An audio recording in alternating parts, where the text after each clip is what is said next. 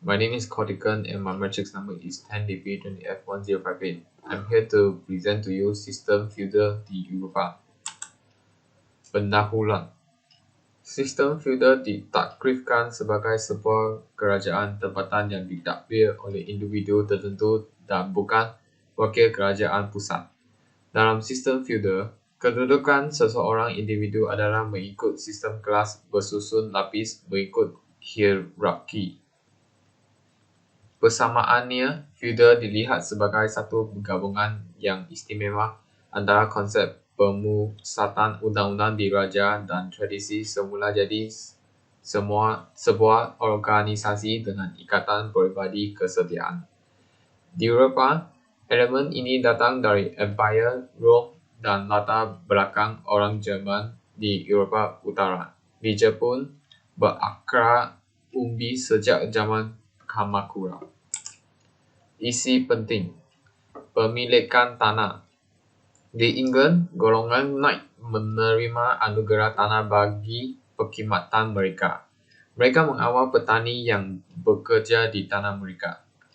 Manakala di Jepun, golongan samurai tidak memiliki tanah. Mereka menerima gaji dalam bentuk beras daripada daimyo, penyatuan negara. Di England, penyatuan negara pada zaman feudal dilakukan oleh raja-raja negara bangsa. Raja-raja dari dinasti Tudor yang memerintah England memainkan peranan dalam pengukuhan negara bangsa di England. Manakala di Jepun, pada akhir abad ke-16, pemerintahan berada di Jepun menjadi lemah. Panglima tentera memainkan peranan dalam memulihkan keamanan dan menyatukan Jepun. Penutup.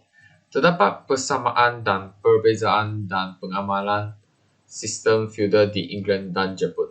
Terima kasih. Selamat sejahtera. Saya Sasi Kumar anak lelaki Wira Muniswaran, nombor matriks 10DEP 20F1057 dan kawan saya Vishal anak lelaki Sasi Kumar 10DEP 20F1050. Hari ini kita akan bentang tentang peranan agamaan Kristian pada zaman gelap di Eropah. Kedudukan gereja dalam masyarakat Eropah pada zaman gelap. Gereja amat berkuasa, memiliki hartanah yang banyak. Kegiatan gereja berfokuskan amalan agama dan pembelajaran ilmu keairatan sahaja. Dan gereja juga mengongkong kehidupan masyarakat. Seterusnya, peranan agamaan Kristian pada zaman gelap di Eropah. Gereja Katolik sangat berkuasa dan memiliki hartanah yang banyak, memberi fokus kepada kegiatan amalan agama dan pembelajaran ilmu keairatan sahaja. Dianggap mengongkong kehidupan masyarakat di Eropah pada masa ini. Masyarakat haruslah mematuhi arahan gereja. Gereja menjadi pelindung masyarakat, menjadi institut yang menyatukan masyarakat, anta memberi fokus kepada amalan agama, menjadi penasihat raja dalam pentadbiran dan menjalankan urusan keagamaan. Selain itu, ciri-ciri zaman gelap di Eropah adalah mengalami kemerosotan dalam bidang ilmu pengetahuan, perdagangan dan kehidupan perbandaran. Pentadbiran pusat yang berkesan tidak wujud pada zaman ini. Dunia Eropah telah mencedok banyak ilmu daripada dunia Islam. Seterusnya, kawan saya Vishal akan bentang. Baiklah. Okey. Hari ni kita juga nak tengok ciri-ciri politik di Eropah pada zaman gelap. Dalam politik di Eropah pada zaman gelap, mereka tiada pentadbiran pusat yang berkesan. Selain itu juga, mereka telah wujud sistem feudal di Eropah, baron iaitu tuan tanah, kemunculan golongan baron, iaitu tuan tanah. Petani pula mencari perlindungan daripada tuan tanah, iaitu baron. Petani terpaksa membayar cukai yang tinggi kepada tuan tanah. Petani terpaksa menjadi hamba kerana tidak mampu membayar cukai. Tuan tanah mendapat naungan dan perlindungan daripada raja. Tuan tanah memberi khidmat dan membayar cukai kepada raja. Dari segi perubahan pula, perubahannya berlaku pada zaman peralihan dari zaman gelap kepada zaman Renaissance. Gereja berperanan sebagai institusi yang universal. Gereja menjadi ejen penyatuan. Dari segi pertanian pula berlaku peningkatan aktiviti pertanian. Penduduk pula bertambah. Perdagangan juga, wujudnya juga kegiatan perdagangan. Muncul bandar-bandar. Dalam segi pertengahan zaman Eropah munculnya golongan pertengahan, dan juga dari segi politik rakyat terlibat dalam urusan politik. Yang itu saja, sekian, terima kasih. Sekian, terima kasih.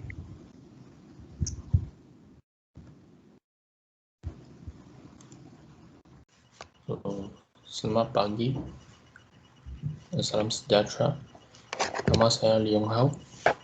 Nombor matrik saya 10 DEP 20F 1041. Saya dari kelas DEP 2A. So, hari ini saya ingin membentangkan tentang gerakan reformasi di Barat. So, peristiwa reformasi gereja yang dimulai pada tahun 1517 berhasil mengubah kepercayaan di Eropah Barat dari Katolik menjadi Protestan. Banyak masyarakat dan juga pemerintah mengadopsi gagasan baru pada kepercayaan Protestan, meski sebahagian lainnya tetap berpegang teguh kepada gereja Katolik.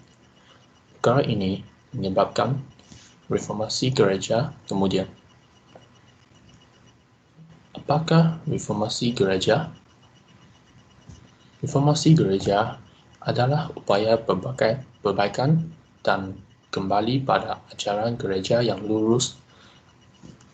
Gerakan reformasi berupa sikap kritis terhadap penyimpangan yang dilakukan oleh pihak gereja Katolik. Pada waktu itu, terutama adanya penjualan surat pengampunan dosa.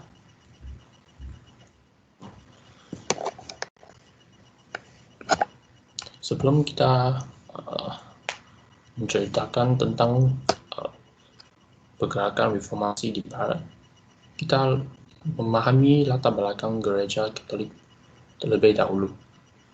So, pada 31 Oktober 1517, Martin Luther, yang seorang biarawan Jerman, menghadap gereja di Wittenberg dan menuliskan 95 dalil yang berisi kritik terhadap otoritas gereja Katolik. Peristiwa inilah yang menjadi cikal bakal gerakan reformasi gereja di Eropah dan meluas ke seluruh dunia yang selanjutnya melahirkan gagasan atau kepercayaan Protestantisme. Martin Luther menilai begitu banyak penyalahgunaan yang telah dilakukan oleh pihak gereja Katolik terhadap ajaran Kristiani, seperti penjualan indulgensi, penyimpangan sakramen suci, mitologisasi dan takayu, bahkan praktik korupsi berupa pajak yang membebani masyarakat. Inilah ada gambar Martin Luther. Pada tahun 1519, Martin Luther mengkritik gereja Katolik dalam debat publik di Leipzig yang menyebutkan bahawa orang awam yang dipersenjatai kitab suci lebih unggul dari Paus beserta Dewan Kardinalnya. Atas kritik dunia tersebut, Martin Luther mendapatkan ancaman pengucilan dari anggota gereja dan tidak boleh ikut sakramen. Pada tahun 1520, Martin Luther menerbitkan 3 risalah sebagai jawapan dari ancaman yang diterimanya. Antara lain, yang pertama sekali, serang kepada bangsawan Kristen yang berpendapat bahawa semua orang Kristen adalah imam dan mendesak pihak penguasa gereja untuk melakukan reformasi. Yang kedua, tawanan Babilonia gereja yang berisi pengembangan 7 sakramen yang menjadi 2, yakni pembaptisan dan perjamuan kudus. Yang ketiga, tentang kebebasan seorang Kristen yang menyatakan bahawa orang Kristen sudah terbebas dari hukum Taurat dan seorang Kristen adalah tuan semua orang yang bebas sepenuhnya, tidak tunduk pada sesiapa. Ini adalah pergerakan reformasi gereja. Martin Luther mendirikan gereja Protestan yang dinamakan Lutheran Church. Gereja ini menerjemahkan Alkitab dari bahasa Latin ke dalam bahasa Jerman agar lebih banyak orang yang dapat membacanya dan juga mengerti.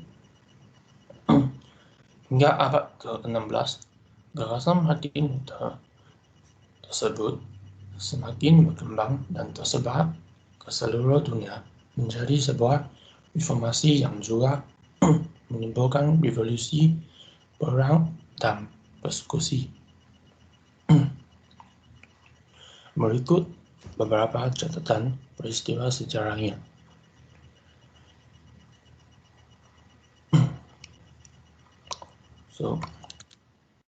Yang pertama, berkembangnya Protestantisme dengan berbagai nama di beberapa negara Eropah seperti Calvinis di Belanda, Presbyterianism di Skotlandia, dan Puritans di Inggris.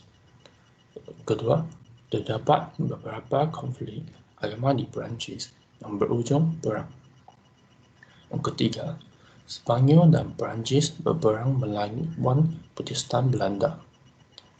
Yang keempat, di Jerman terjadi konflik berdarah yang lebih dikenal dengan Perang 30 tahun.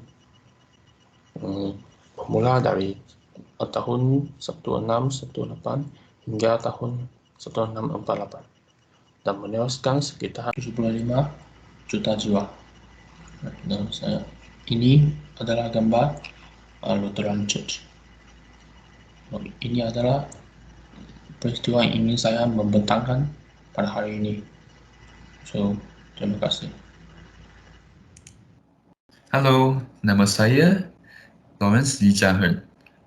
Nombor matrik saya 10 GEP 20F 1061. Okay, saya dari kelas GEP 2A. Okay. Sekarang saya nak terangkan kesan-kesan reformasi di Barat. Okay, contoh, mazhab. Negara Eropah berpecah mengikut mazhab masing-masing. Kesan itu peperangan. Pembalahan agama berakibatkan peperangan dan kemusnahan. Next, banyak. Masyarakat Eropah dikuasai banyak mazhab. Okay, next, pendidikan. Tumbuhnya sikap toleransi antara pelbagai mazhab untuk menggiatkan pendidikan. Okay, kita sambung.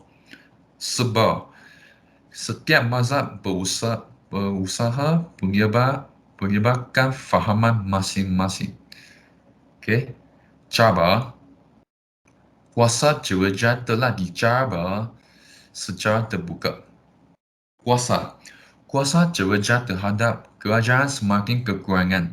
Okay, akhir sekali, monarki baru membebaskan diri daripada penguasaan Paus di Rom. Okay, ini adalah saya presentation. Okay, terima kasih. Bye-bye.